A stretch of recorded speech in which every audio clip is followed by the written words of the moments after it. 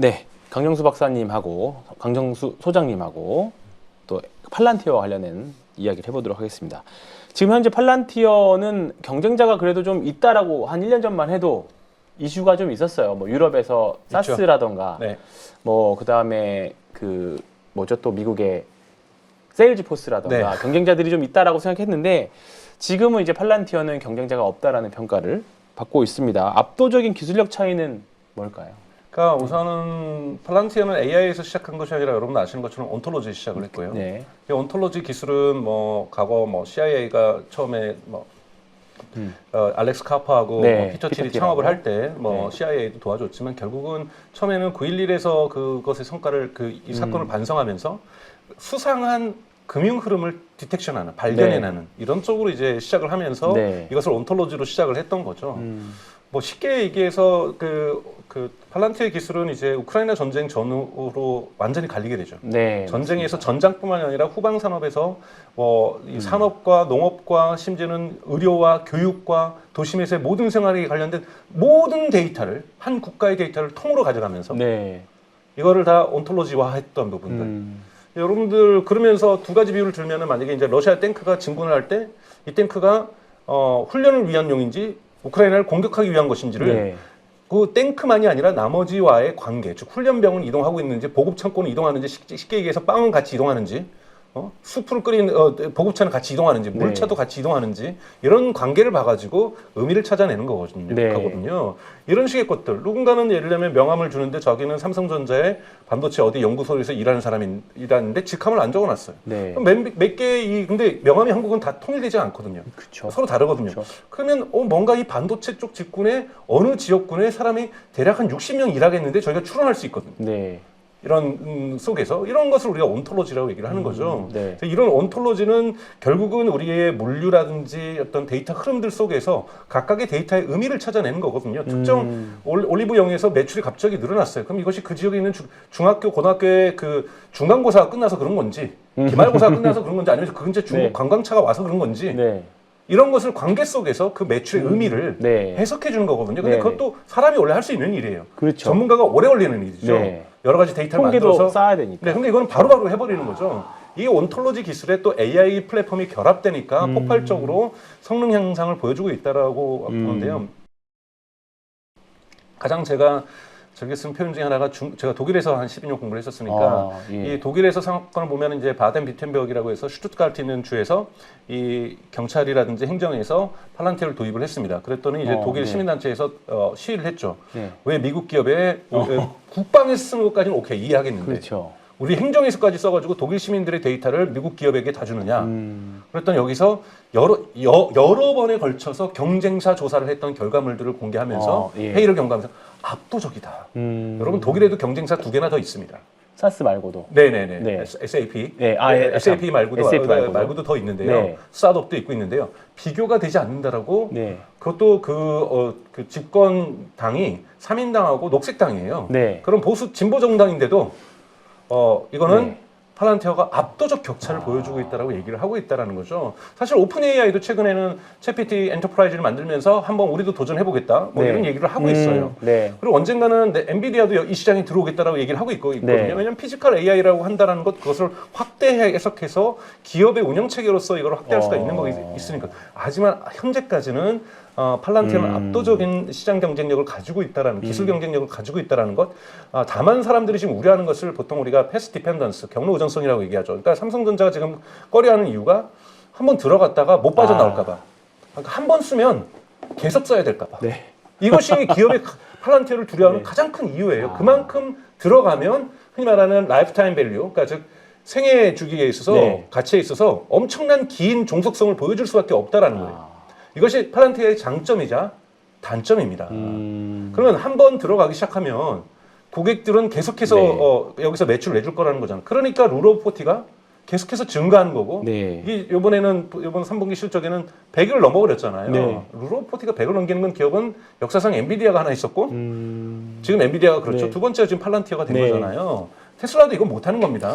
그러니까 즉 매출 증가율하고 영업이익률을 합쳐서 40만 넘어도 좋은 기업이라고 하는데 100을 넘겼다라는 거고 또 하나 한국에서는 많이 이번에 보도가 안 되지만 3분기 실적 발표에서 그 자녀 계약 그 리메인저 뭐죠? 하여튼 RPO 퍼포먼스 네. 오블리게이션 네. RPO가 26억 달러가 나왔어요. 이게 26억 달러가 뭐냐면 가계약은 했는데 당장 실행을 못 하고 있는 거예요. 우리 쪽 팔란티어의 개발자들이라든지 이쪽이 여유가 없어서.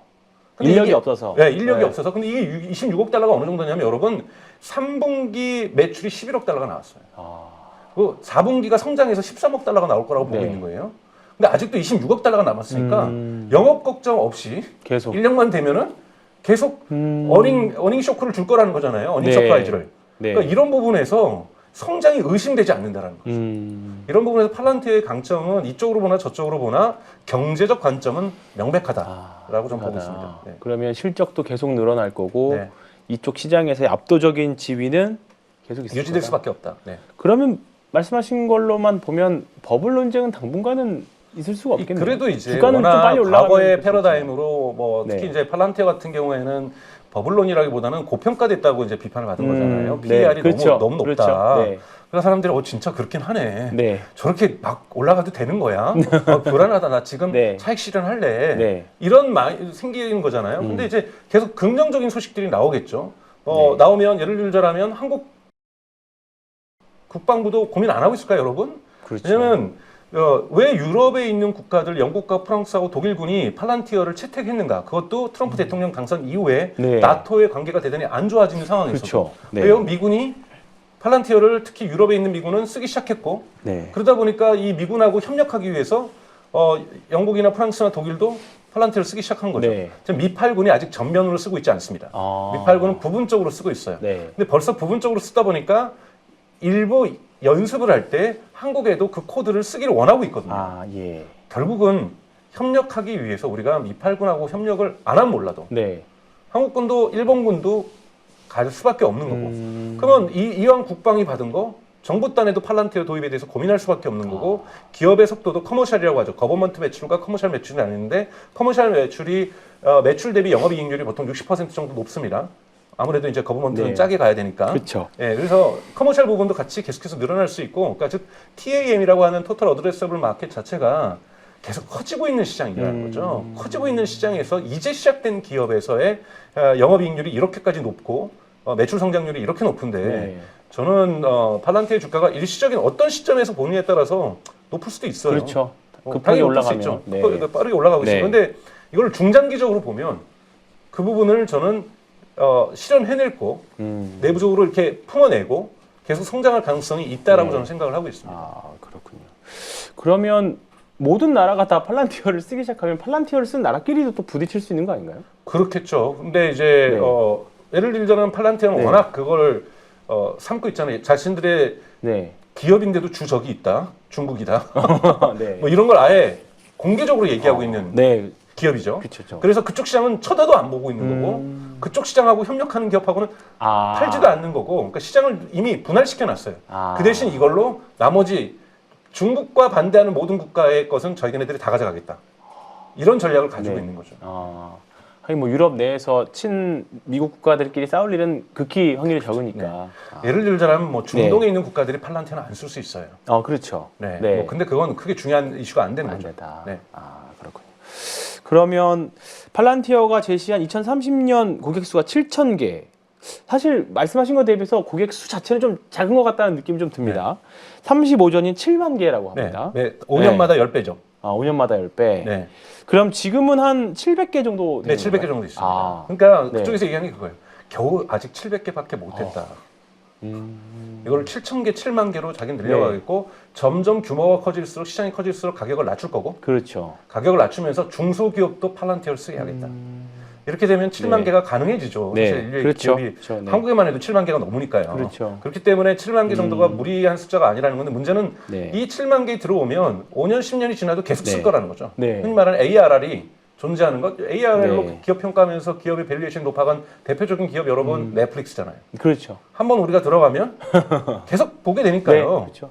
그러면 이렇게 하면서 넷플릭스의 기업 평가를 할 때 ARR로 보면서 한 고객이 10년 할 거냐, 20년 할 거냐, 30년 할 거냐, 즉 30년 동안 매출이 그냥 한 명에게 예를 들면 강정사한테는 20년 동안 굳은 자라는 거 아니에요. 그렇죠. 이런 부분들이 쌓이다 보니 기업의 밸류에이션이 즉 바람에도 흔들리지 않는 매출이 계속해서 이렇게 상승하겠구나라고 하면서 새로운 기업에 대한 밸류에이션이 작동한 거잖아요. 현재의 네. 매출이 아니라 미래의 매출까지도 땡겨서 네, 그렇죠. 이렇게 계산하는 방식들 그렇죠. 이런 방법들이 생긴 것처럼 팔란티어도 그 방법이거든요.